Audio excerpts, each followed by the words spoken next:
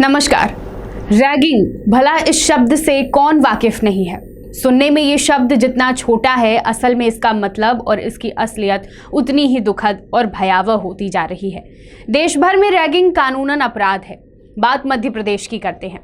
मध्य प्रदेश सहित देश भर के उच्च शिक्षा संस्थानों में रैगिंग की घटनाओं पर रोक नहीं लग पा रही है। कोरोना काल के लंबे इंतजार के बाद जब कॉलेज खुले, उसके बाद फिर से रैगिंग की घटनाएं सामने आने लगी। कोरोना से राहत के बाद जब कॉलेज खुले तो करीब 1 महीने के अंदर ही रैगिंग की 6 शिकायतें सामने आई। यूजीसी की एंटी रैगिंग कमेटी की एजेंसी अमन मूवमेंट के पोर्टल पर 10 साल में प्रदेश में रैगिंग के 666 मामले दर्ज हुए हैं। इनमें से 608 लड़के और 58 लड़कियों ने शिकायत की है। मध्य प्रदेश में रैगिंग के कारण एक स्टूडेंट ने सुसाइड कर लिया था। इंदौर के स्टूडेंट ने 4 महीने पहले फांसी लगा ली थी। रैगिंग का ये मामला फिर से इसलिए उठा क्योंकि हाल ही में इंदौर के Mahatma Gandhi memorial medical college से रैगिंग का एक मामला सामने आया है। एमजीएम में सीनियर्स पर जूनियर्स को एक दूसरे से अप्राकृतिक संबंध बनाने के लिए मजबूर करने जैसे गंभीर आरोप लगाए गए हैं। सीनियर छात्राओं पर अश्लील कमेंट्स करने को कहते थे। एंटी रैगिंग कमेटी को शुरुआती जांच में रैगिंग के सबूत भी मिले हैं। कमेटी के रिकमेंडेशन पर कॉलेज की ओर से संयोगितागंज पुलिस ने सीनियर्स के खिलाफ अज्ञात में केस किया है।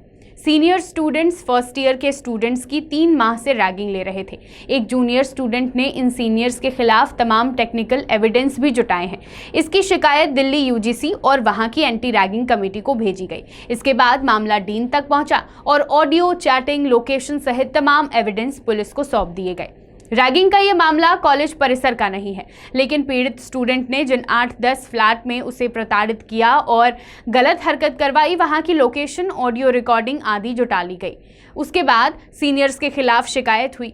कहा जाता है कि सीनियर्स अलग अलग तरीके से जूनियर्स को प्रताड़ित करते थे। अभद्रता के कई किस्से सामने आ चुके हैं।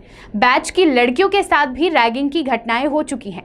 बैच की लड़कियों के नाम बुलवाना और उनमें भी कुछ असहज करने वाले काम उनसे करवाने के लिए कहा जाता था। पूरे मामले में 8 सीनियर्स के नाम सामने आए हैं। रैगिंग की घटना सिर्फ प्रदेश की राजधानी भोपाल के एक कॉलेज से ही नहीं सामने आई, बल्कि भोपाल के और भी कॉलेज हैं जहां पर इस तरह की घटनाएं हो रही हैं और जूनियर्स रैगिंग का शिकार हो रहे हैं। साथ ही प्रदेश के अन्य जिलों के कॉलेजों में भी इसी तरह की घटनाएं हो रही हैं।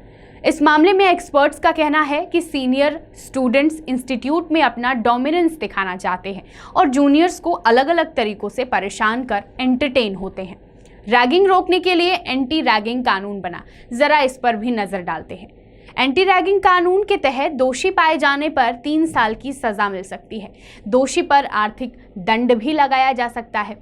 इतना ही नहीं, रैगिंग के मामले में कार्रवाई न होने पर या मामले की अनदेखी करने पर कॉलेज के खिलाफ भी कार्रवाई होगी और आर्थिक दंड भी लगाए जाने का प्रावधान है। एंटी रैगिंग कानून के तहत किसी विद्यार्थी के पहनावे या कलर पर टिप्पणी करना जिससे कि उसकी भावनाएं आहत हो, उसे रैगिंग माना जाएगा। किसी भी विद्यार्थी को क्षेत्र, भाषा या उसकी जाति के आधार पर अपशब्द कहना भी रैगिंग है। नए छात्रों को अजीबोगरीब नियमों के तहत कार्य कराना या उनका अपमान करना भी रैगिंग की श्रेणी में आएगा। रैगिंग को लेकर जानकारी जुटाने पर पता चला कि इसकी शुरुआत अच्छे उद्देश्य से की गई थी। माना जाता है कि ग्रीस में 7वीं और 8वीं शताब्दी में खेल समुदायों में खिलाड़ियों में खेल की भावना को मजबूत करने के उद्देश्य से इसकी शुरुआत हुई थी, मगर उसके बाद सैन्य अधिकारियों ने इसे अपना हिस्सा और फिर धीरे धीरे स्कूल और कॉलेजों में भी छात्रों ने रैगिंग की शुरुआत कर दी। भारत में देश की आज़ादी से पहले ही यहाँ रैगिंग के बीज पड़ चुके थे। सबसे पहले अंग्रेजी माध्यम के संस्थानों में रैगिंग का चलन शुरू हुआ। हालांकि उस वक्त यह मात्र सीनियर और जूनियर के बीच परिचय तक ही सीमित थी और शालीनता के साथ सत्र की शुरुआत में छात्रों का आपस में मेलजोल हो जाता था। छात्रों के परिचय से शुरू हुई रैगिंग ने 90 के दशक तक यहाँ भी खतरनाक रूप अख्तियार कर लिया था। आंकड़ों की माने तो वर्ष 1997 में तमिलनाडु में रैगिंग के सबसे ज्यादा मामले पाए गए। उसके बाद वर्ष 2001 में सुप्रीम कोर्ट ने रैगिंग पर पूर्ण रूप से प्रतिबंध लगा दिया। आंकड़े बताते हैं कि रैगिंग की शिकायतों में देश भर में मध्य प्रदेश दूसरे स्थान पर है। यहाँ 2019 में सबसे अधिक 132 शिकायतें मिली। वहीं रैगिंग के मामले में प्रथम स्थान उत्तर प्रदेश का है 832 प्रकरण के साथ। इसके बाद पश्चिम बंगाल तीसरे स्थान पर और फिर इसके बाद आता है महाराष्ट्र, ओडिशा, राजस्थान और केरल में रैगिंग के अधिक केस दर्ज हुए हैं। कॉलेज व संस्थानों के विद्यार्थी एंटी रैगिंग कमेटी में शिकायत तो कर देते हैं, लेकिन प्रबंधन के दबाव में जो पीड़ित या कहीं जो जूनियर विद्यार्थी हैं वो सामने नहीं आते।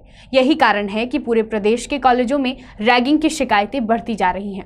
जो कानून बनाया गया है वह सिर्फ कागजों तक ही सीमित रह गया है।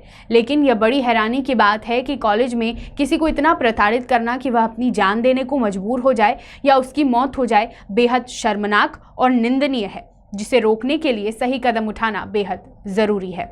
बहुत बहुत धन्यवाद।